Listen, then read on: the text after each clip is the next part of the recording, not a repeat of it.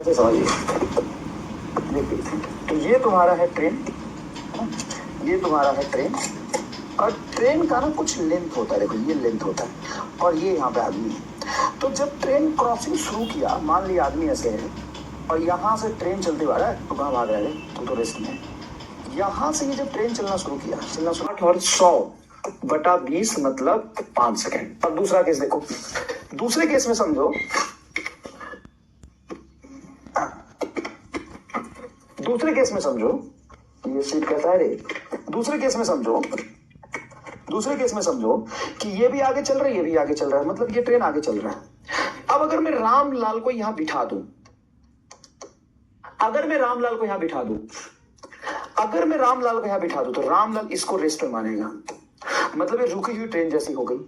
और इसकी वेलोसिटी जो 10 है, इसमें पीछे की तरफ चिपका देगा, तो नेट इसका वेलोसिटी 10 बचेगा। अब जब क्रॉसिंग शुरू हुआ, तो इसको मैंने रेस्ट में, जैसे इस तरफ चला, चलो इसको मैंने रेस्ट में मान लिया, और यहां से ये चलना शुरू किया, क्रॉस करने करने करने करने करने करने करने यहां से क्रॉसिंग शुरू हुई। जब यहां से क्रॉसिंग शुरू हुई, तो रामलाल यहाँ पे बैठा है, अपने आप को रेस्ट में मानेगा और इसको देखेगा। तो क्रॉसिंग यहां से शुरू हुई, चलते चलते चलते चलते चलते चलते चलते यहां पहुंचा। ठीक है, ठीक है। और नहीं, क्रॉसिंग नहीं, इनफैक्ट ये ओवरटेकिंग होगा, ओवरटेकिंग होगा। ये क्रॉसिंग हुआ कि ओवरटेक होगा? तो ये ओवरटेक कर रहा है इसको। लेंथ कितना ओवरटेक करना पड़ेगा? 60 + 40 डिवाइडेड बाई स्पीड होगा 20 में से 10 जाएगा, तो ये हो गया 100/10। 10 सेकेंड इसको लगेगा करने में। अब नीचे वाला केस देखो, नीचे वाला केस देखो। अब नीचे वाला केस देखोगे, समझने की कोशिश करो, ये वाला केस देखोगे, तो इसमें 20 सीधा चल रहा है और रामलाल को यहां बिठा दो, तो रामलाल इसकी वेलोसिटी अब 30 कर देगा।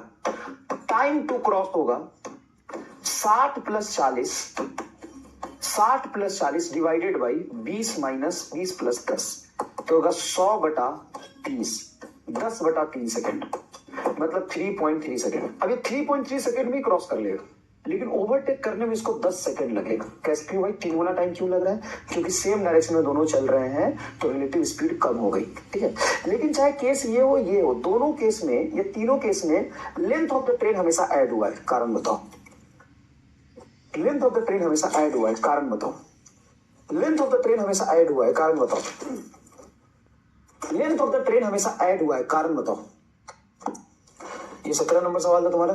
देखो, कारण बताओ कि लेंथ ऑफ द ट्रेन हमेशा ऐड क्यों हुआ है? कारण बताओ।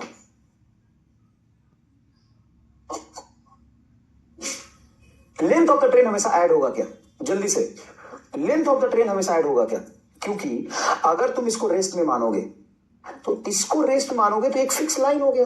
अब इस फिक्स लाइन को जब कोई ट्रेन क्रॉस करेगा, इस फिक्स लाइन को क्रॉस करेगा, तो क्रॉसिंग यहां से शुरू होगी, लेकिन ये पूरा लेंथ चलने के बाद क्रॉसिंग खत्म नहीं होगी, क्रॉसिंग यहां तक चलना पड़ेगा। तो दोनों ट्रेन के लेंथ के बराबर चलना पड़ेगा, चाहे ओवरटेकिंग हो या क्रॉसिंग हो, लेंथ हमेशा ऐड होता है। क्लियर? लेंथ हमेशा ऐड होता है। बच्चों वाला सवाल है, लेकिन ये विजुअलाइज करना पड़ेगा कि ओवरटेकिंग हो या क्रॉसिंग हो, लेंथ हमेशा ऐड होता है। क्लियर? चलो, अपोजिट डायरेक्शन में रिलेटिव स्पीड ऐड हो जाता है, इसलिए 20 10 30 हो गया, और अपोजिट सेम डायरेक्शन में रिलेटिव स्पीड घटता है। सिंपल सी बात है। चलो कॉपी करो फटाफट।